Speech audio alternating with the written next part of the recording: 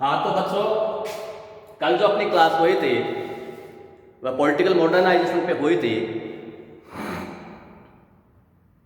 और राजनीतिक आधुनिकीकरण क्या है, मॉडर्नाइजेशन क्या है, उसके बारे में बताकर गया था।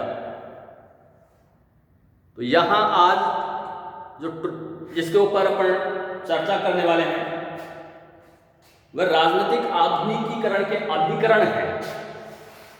अभिकरण का मतलब है कि पॉलिटिकल मॉडर्नाइजेशन किन किन माध्यमों से हो सकता है। तो यहाँ मैं एक और आपसे चर्चा करूं कि राजनीतिक आधुनिकीकरण और पाश्चात्यीकरण जो है वह इक्वल नहीं है। कुछ लोग ये मानते हैं कि साहब जो वेस्टर्नलाइजेशन के तहत जो बदलाव होते हैं वही पॉलिटिकल मॉडर्नाइजेशन या मॉडर्नाइजेशन में शामिल किए जाएंगे। ये जरूरी नहीं है, क्योंकि पश्चिम के तहत पश्चिम में जो बदलाव होते हैं उसको पाश्चात्यीकरण कहा जाता है। और ये भी हो सकता है कि पाश्चात्यीकरण के तहत जो अच्छे जो बदलाव हैं उनको मॉडर्नाइजेशन में शामिल किया जा सकता है, मगर जो बेतुके जो बदलाव हैं वह मॉडर्नाइजेशन में शामिल नहीं किए जा सकते। जैसे पश्चिम में परिवार टूट रहे हैं, छोटे छोटे जो बच्चे हैं उनके ऊपर परिवार टूटने से क्या प्रभाव पड़ता होगा, नेगेटिव प्रभाव पड़ रहा है। इनको मॉडर्नाइजेशन में शामिल नहीं किया जा सकता। जैसे वह पहनावे में बदलाव हो रहा है, पहनावे के नाम पे अश्लीलता पोढ़ता दर्शाई जा रही है, जो कतई ही पॉलिटिकल मॉडर्नाइजेशन के में शामिल नहीं किए जा सकते। वहाँ दिखावे के नाम पे फैशन, ड्रामा, नशा, स्मोकिंग, इस प्रकार के जो बदलाव हैं वो तेजी से बढ़ रहे हैं। तो ये इस प्रकार के जो बदलाव हैं वो मॉडर्नाइजेशन में शामिल नहीं किए जा सकते, क्योंकि आधुनिकीकरण समाज को आगे ले जाने वाली परंपरा है, प्रक्रिया है। मगर पाश्चात्यीकरण में जो हर बदलाव जो है वह पॉलिटिकल मॉडर्नाइजेशन में शामिल किए जाए, ये जरूरी नहीं। इसलिए आधुनिकीकरण और पाश्चात्यीकरण जो है इसमें कई प्रकार के अंतर दिखाई देते हैं। ये सही है कि पाश्चात्यीकरण के तहत होने वाले अच्छे जो बदलाव जो समाज के हित में होते हैं उनको हम शामिल कर सकते हैं, मगर जिनसे समाज में नकारात्मक, जिन बदलावों से समाज में नकारात्मक प्रभाव पड़ते हैं उनको हम कतई मॉडर्नाइजेशन में शामिल नहीं कर सकते। अब ये जो राजनीतिक आधुनिकीकरण है इसके क्या क्या अधिकरण हैं इनके बारे में हम चर्चा कर लेते हैं। राजनीतिक आधुनिकीकरण एक पेचीदा परिवर्तन है जिसमें कई अभिकरणों और माध्यमों की भूमिका रहती है, किंतु राजनीतिक आधुनिकीकरण का प्रत्यक्ष संबंध आर्थिक विकास से नहीं जोड़ा जा सकता। डॉक्टर एसपी वर्मा ने स्पष्ट कहा है कि सामाजिक संचारण और आर्थिक विकास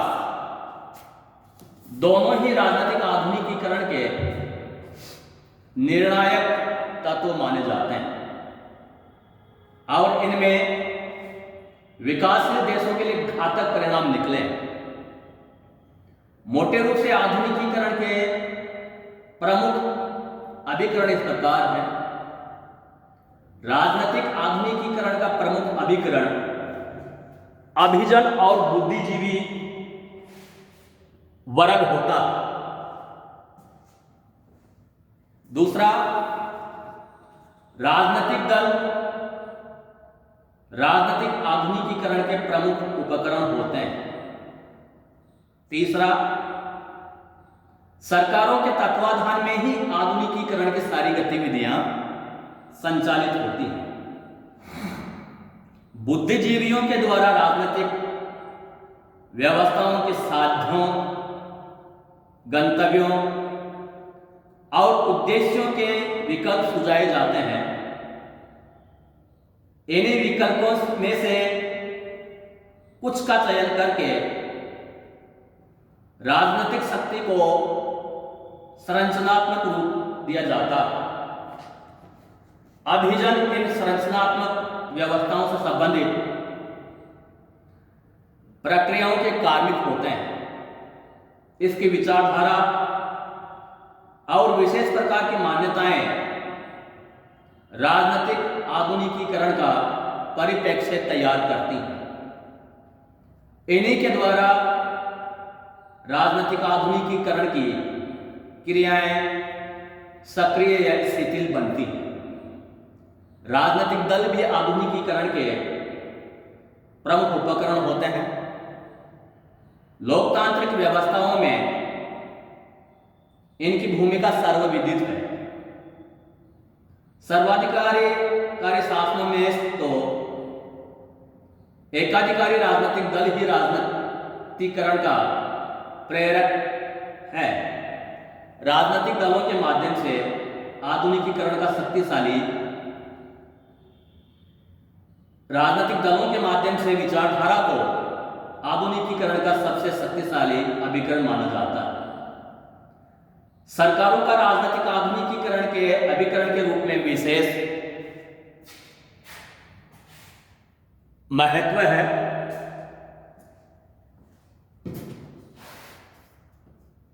आधुनिक राजनीतिक व्यवस्थाओं में सरकारों के माध्यम से ही अधिकांश कार्यों की पहल होती है।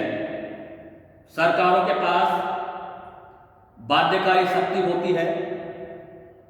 सरकारें आर्थिक, सामाजिक, सांस्कृतिक और राजनीतिक क्षेत्रों में बहुमुखी प्रगति की प्रेरक बनकर राजनीतिक व्यवस्था के आधुनिकीकरण की आधारभूमि तैयार करने का प्रभावी माध्यम बन जाता है। अब अगर राजनीतिक आधुनिकीकरण का मूल्यांकन किया जाए तो उसको हम इस हिसाब से देख सकते हैं कि तुलनात्मक राजनीतिक अध्ययनों के अन्य उपागमों से अधिक वृहत्तर संदर्भ से संबंधित होने के कारण राजनीतिक आधुनिकीकरण का उपागम अधिक यथार्थवादी उपागम बन जाता है। राजनीतिक विकास के उपागम से यह इस दृष्टि से अधिक उपयुक्त माना जाता है क्योंकि जीवन के राजनीतिक पहलुओं को समग्रता से संबंधित करके समझने का इसमें प्रयत्न किया जाता है। किंतु इस दृष्टिकोण के प्रयोग में कतिपय कठिनाइयां भी हैं। सबसे प्रमुख कमी इस प्रकार की तुलनाओं में आधुनिकीकरण की सामान्य प्रक्रिया से राजनीतिक आधुनिकीकरण की प्रक्रिया को अलग और स्वायत्त प्रक्रिया के रूप में प्रतिष्ठित करना। जब तक यह नहीं हो पाता है इस उपागम का राजनीतिक तुलनाओं में प्रयोग नहीं हो सकता। कतिपय आलोचकों का मत है कि राजनीतिक संकल्पना समाजशास्त्र से जुड़ी हुई है और इससे राजनीति शास्त्र समाजशास्त्र का ही अंग बन जाएगा। वस्तुतः आधुनिकीकरण एक समाजशास्त्रीय और आर्थिक विकास से संबंध संकल्पना है। इसलिए आलोचक कहते हैं कि हमें यहां राजनीति को समाज विज्ञान या अर्थशास्त्र जैसे किसी अन्य विषय के समुद्र में डुबोने के प्रयास दिखाई देते हैं। फिर भी यह सत्य है कि इससे राजनीतिक विज्ञान की सीमाओं का विस्तार करके काफी अच्छे परिणाम प्रस्तुत किए हैं और इस प्रकार राजनीतिक विकास की कल्पना के विस्तार के रूप में राजनीतिक आधुनिकीकरण की संकल्पना ने राजनीति वैज्ञानिकों की नई पीढ़ी के लिए अधिक अच्छे उपकरणों की व्यवस्था की है ताकि वे आधुनिक राजनीतिक व्यवस्थाओं के वर्गीकरण संबंधी अध्ययन बन सके। आज इतना ही, बाकी कल।